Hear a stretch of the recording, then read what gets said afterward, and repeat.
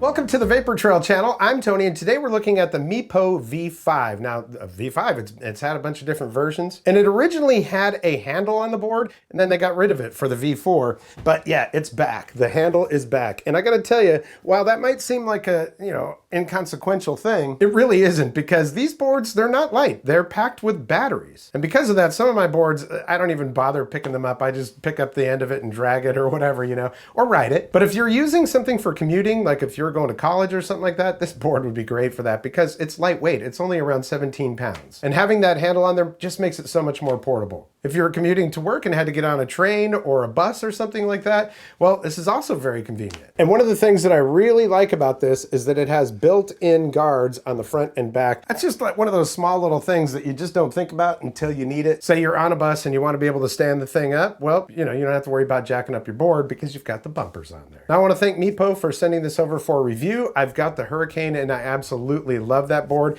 I had the Mini V2 and I gave that to a friend. Hey, anytime I can encourage somebody to ride e-skate, I'm in. Now, I know especially when it comes to starter boards, there's a lot of boards that are in the, $400 to $600 range, and it's like, okay, well, which one is going to be best for me? Now, I can tell you from my experience with Meepo, they're a great company, and while customer service might be a little bit touch and go when it comes to working with China companies, eventually they will get you taken care of, if you have any problems with your board, that is. So I'm just going to go ahead and say it. I think as far as a beginner board, this one it's right there at the top for me. If it's not number one, it's in the top three. This board is under $500 if you want to get the standard version or if you want the extended range. Not to mention, I do have a link down in the description and I have a coupon code for you so you can use that. Before we go any further, let's go ahead and take a look at the website and the specs and everything else. So like I said, there are two versions of this. It's either $449, you're saving 50 bucks already. That one is 11 miles, and then there's one that is 20 miles.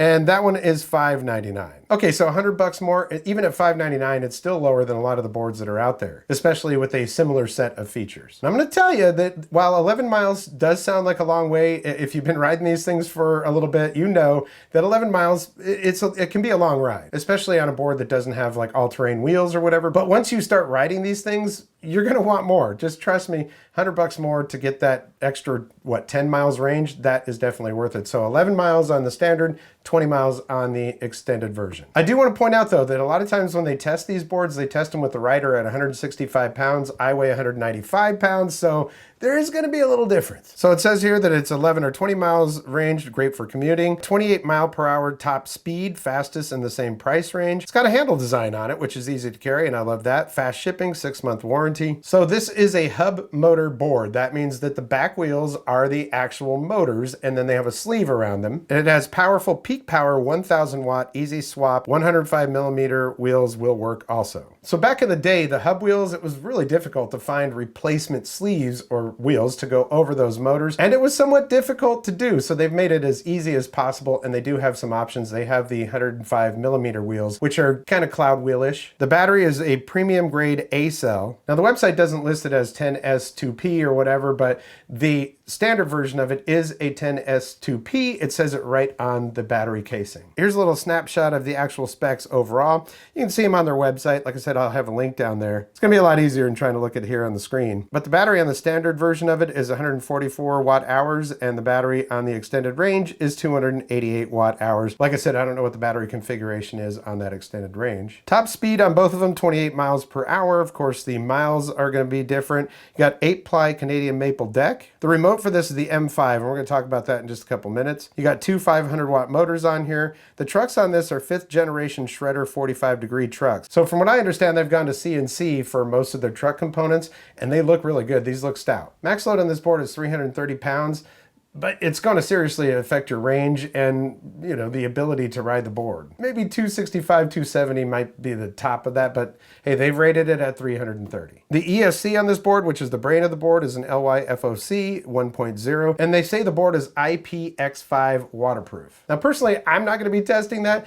These boards are not cheap, and I do not like to, I'm not going to ride it in the rain or anything like that. But if you get a little bit of a puddle or a splash on it, it's not going to be a problem, but just don't be riding it through an entire rainstorm, you know? A little close-up of the battery and ESC compartments on here, and you can see it does have a foam gasket to close that off, so it's going to be good. And I think they say IPX5 is good for light water jets spraying at the side, not like soaking it. You can't submerge this board, or any board for that matter. As you'll see here in just a second, you can just nudge the board to get it to go as long as you turn on your remote. You have to bend over to turn it on. They say on the website, smooth halt mode. Don't worry about balancing or stopping. Our skateboard has a smooth brake that stops quickly and safely, giving you full control to explore and pause whenever you want. It does have some very good brakes on it, but when I rode this thing for the footage that I shot for this video, I hadn't adjusted the braking on it, and it was a little bit jerky, right? So I adjusted the brakes, and now it's nice and smooth. You do that through the remote, and the manual is very easy to understand. They did widen this deck for better riding from the previous versions of it, and that is nice. All right, let's talk about aesthetics. I mean, it's got this nice matte finish on the design on the bottom of it. It just looks so nice, man. The handle on here, it's just perfect. 17 pounds. It's not super light, but it's lighter than I think most of the other skateboards I've got, definitely. So it'd be perfect for commuting. I will tell you that the board has virtually no concave to it. I mean, it's got just a tiny little lift on the sides here, but I would like to see a little bit more, and maybe even just, you know, a slight drop at the trucks, because when I put my feet on here, I want to get my position on it, and I don't want to have to look, you know, if I've got that drop there, I can just kind of push my foot back until I feel the stop, and then I'm good to go. The bumpers on here, those are really cool, and those are underneath the trucks, as you can see in this right here. And then the trucks, the Shredder 5, they look really good. Like I said, I understand they're doing CNC on a lot of the components for the trucks now, which is good. The bushings that are in here, they're actually labeled 92A right on them, which you don't see that often. I think that's pretty cool. That's a pretty stiff durometer on those, but especially if as a beginner board, you might want them to be a little bit tighter. Everything about the bottom of this board just looks super clean. You can see that where the motors are attached, it has connectors that make it easier for you to disconnect them and just replace the motor. Of course, they do have an arrow on the front of the board. Meepo has pretty much always done that.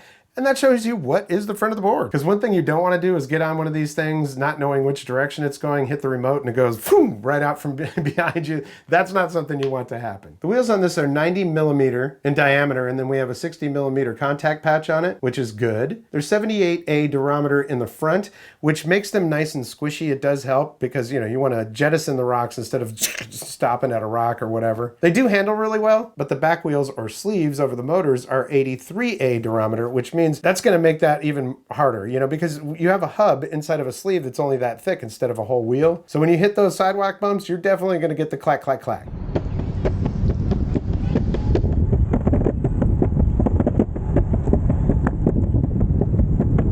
Let me share some more ride footage with you, and then we'll come back and wrap it all up. All right, the remote fits real nicely inside the glove here, so let's turn it on. Boom. And we got to turn the board on. Let's see if a kick push will work. Oh, and it does. I heard the beep, so we're good to go. Now, I didn't tighten the trucks or anything, so I may need to do that, but I always have a T-tool with me.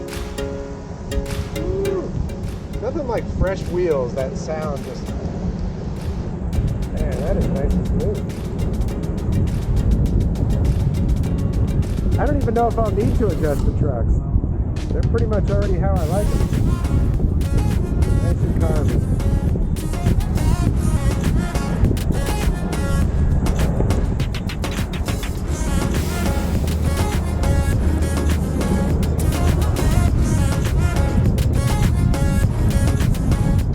That is a nice, smooth ride. Oh man, that's comfy. Got a little bit of flex to the board. Okay, so that's that first speed. Let's see what speed we're in now. We're gonna hit the function button on here. And that's second speed. Okay, let's try that.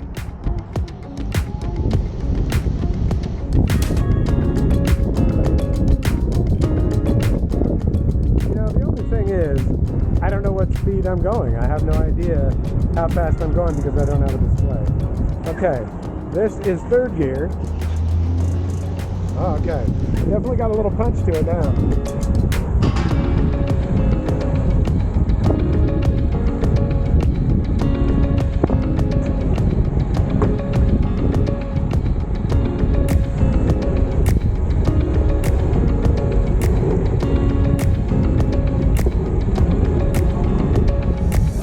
Okay, so brakes, I'm gonna have to look at the manual and figure out how to adjust the brakes before I take it out again.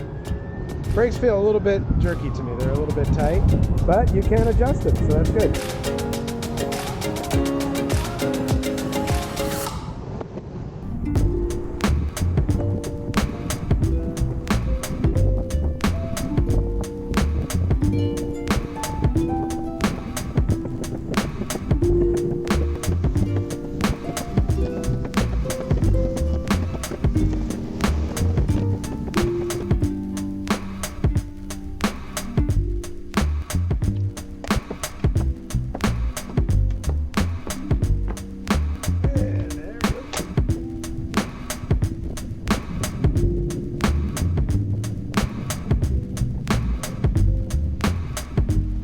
And you know what?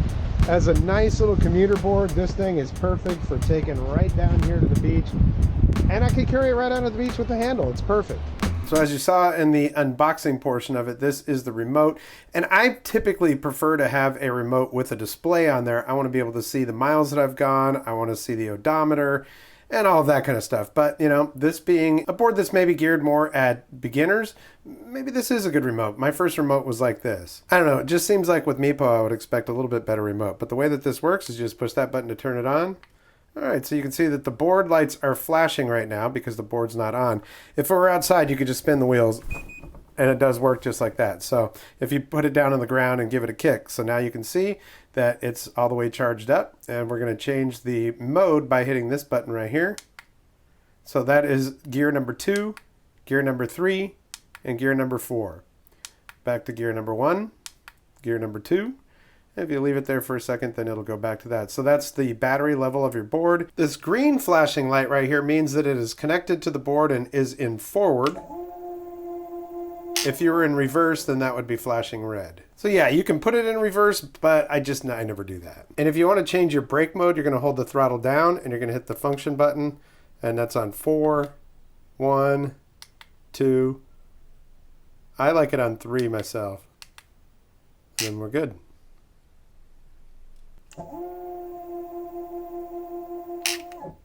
So I mean, it's not a terrible remote, and it does have all the information you need. By the way, the battery meter right there is for the battery on the remote, and when it gets down to 18%, that will start blinking. So it's time to get that thing charged up. I just recommend that you go ahead and charge your remote at the same time you charge your board. So in my opinion, Meepo makes a really good product. You know, yes, sometimes there's some snafus when it comes to customer service. It happens, you know? And sometimes that's exacerbated by the fact that you are in the US or another country and they're in China. So communication can take a little bit longer, and definitely it takes longer for parts and stuff to get to you, but they will take care of you. If I were to go back to when I was first looking at electric skateboards, this would definitely be on my radar. That handle, the 20-mile range, I'd definitely go for the extended range. Although I don't know, I mean, when I first got it, I was like, I'd probably go 3 or 4 miles because that seems like a long way, especially when you're doing push kicking on a skateboard. But, you know, 10 miles is really nothing when you're, you know, just riding with a remote. But this most definitely would have been at the top of my selections there. Now, personally, I'm not a huge fan of hub motor boards. I like to have 4 actual wheels on my board, but a hub motor board is going to take a lot less maintenance. You don't have to worry about belt snapping and adjusting your motors and all that kind of stuff. It's just get on it and ride it. And my first 3 boards were hub boards, so some people swear by these because it's a lot more like riding an actual skateboard, right? If it's going to feel that way, you can do your slides and all that kind of stuff. It's very similar to actually riding a regular skateboard. So if that's what you're looking for, you're going to dig this. So I'm definitely going to give this one a thumbs up. That is the Meepo V5, and I want to thank you so much for your support here in the channel. It's been around since 2013. I've done a lot of stuff on this channel, but in the last couple years, I've included more electric skateboards, electric bikes, electric scooters, electric guitars, and electronic. I'm a big geek, obviously. So I really, really do appreciate if you've been around for since 2013, or if you've just been here for a couple months, or you just joined the channel. Either way, I really appreciate you. It's very humbling to me, and well, it really means the world to me. Between cameras and equipment and stuff that you want to review, it's not inexpensive to run one of these channels. If you'd like to send a monetary thank you, you can do that with the thank you button down there, or the thanks button. Easiest way to support me though is if you like what you see, give this video a like, and if you haven't subscribed yet, there is a red subscribe button down there. You click that and the notification bell, you'll get notifications when I upload new videos, and I have a lot of stuff coming here, boy. Since springtime has gotten here, I have a lot of companies contacting me wanting to get reviewed on the channel, and I'm all about it, man, because I want to share this with you so that you can have more educated decisions when it comes to looking for your boards. And if nothing else, well, you'll find out what I think about them. Again, I have a link down there for the Meepo V5 and a discount code, so go check that out. I also have links down there for my social media, so if you have one of those accounts, I'd appreciate a follow. Well, that's going to do it for this episode. We'll catch you next time on the Vapor Trail channel.